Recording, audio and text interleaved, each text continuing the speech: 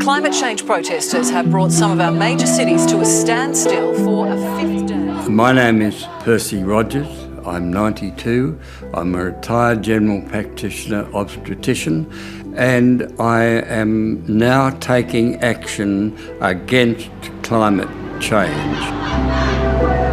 Dozens of climate change activists have been dragged away by police as protesters today marched across the country. My name is Jane Morton. I'm a clinical psychologist and I've gone into semi-retirement so I can work full-time on the climate emergency. I believe there's no time left to act. Climate rebels have wreaked havoc in the CBD today with extreme stunts causing headaches. My name's Brad Homewood. I drive a concrete truck for a living.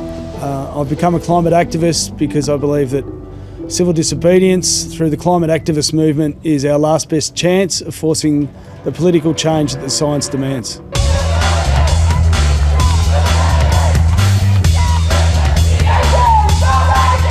It's not just school kids and millennials taking to the streets. Older Australians are protesting at climate rallies and say they're willing to put their lives and livelihoods on the line. I'm definitely willing to get arrested many more times. I don't like the idea of jail, but I don't like the idea of a climate catastrophe either, of a dystopian future. I'm going to have to weigh that up as we go. If the climate continues to deteriorate, the equation might change for me, but yeah, I'm definitely willing to get arrested a lot more times. Brad Homewood is well aware his job driving a diesel truck is at odds with his membership of the Greens Party and stance on climate change. I justify it because firstly, I have to earn a living. Secondly, I have to operate within the system. And thirdly, there is no viable alternative to concrete. I'm sure some people would call me a hypocrite. There's always people that are going to accuse you of that. But basically, we are all hypocrites to some degree. The reality is we've reached a point where individual actions really don't make that much difference.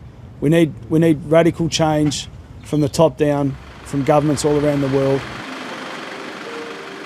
He says his parents and teenage son don't support the action he's taking. My mum and dad are very supportive of the science, but they're very uncomfortable about the tactics that we're using. So that's very much an ongoing discussion and debate within our family. The way I think about it is if I'm to die in my bed with a clear conscience, I want to feel like I did everything I could. We really need the oldies to join us. We need the oldies to take the risk. I'm risking my registration if I get arrested. I don't think I'll lose it, but there's a chance I could. But if I lose my registration, I just retire. It's no big deal for me. If some young psychologist in their 20s or 30s loses their registration, well, that's catastrophic. Jane Morton says she's thought long and hard about how far she's willing to go. When someone asked me this the other day, I said I'm willing to die, which sounds a bit extreme, but if I could die and save my kids, or especially if I could die and save human civilization, I wouldn't say I would welcome it, but I really think it's like a war where it's that level of self-sacrifice that may be required down the track. I would do anything. That's what I think. I would do anything because everything that I love is at risk.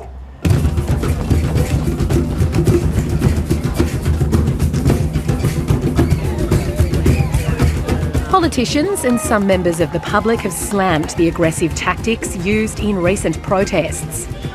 Streets blocked, bridges occupied, and police resources stretched.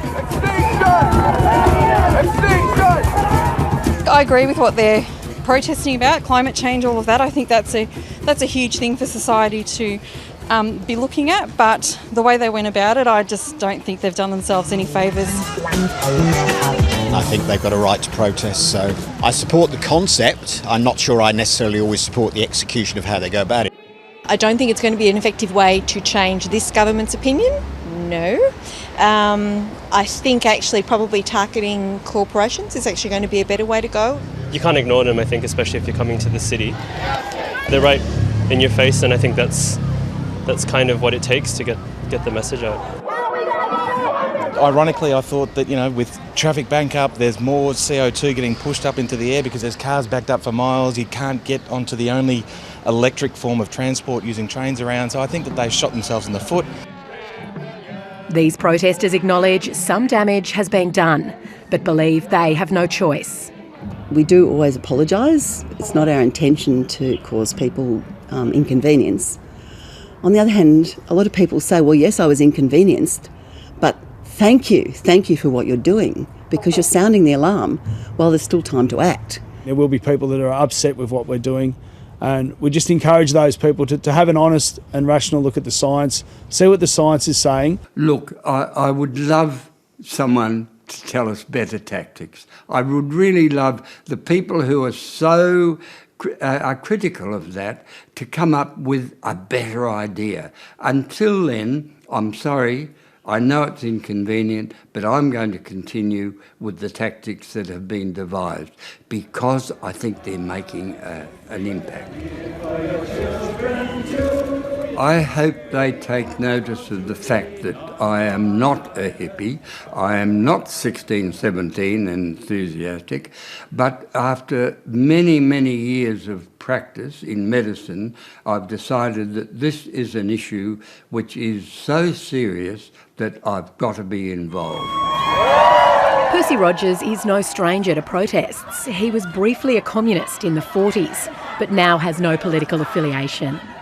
I am willing to be arrested, whatever it takes really to bring to the attention of the politicians in Canberra that they are living in this world. Not in some bubble, they are living in this world, and so are the mass of Australian citizens. He and these other older protesters say they owe it to younger generations. I can't look my son in the eyes and say, I knew about this problem and I did nothing.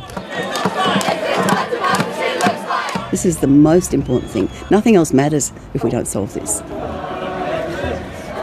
I will continue to march and block the street, to lie down on my only worry about lying down on the road, I had a farm accident and I'm not certain I'd be able to get up. So I'd have to ask a policeman to help me up.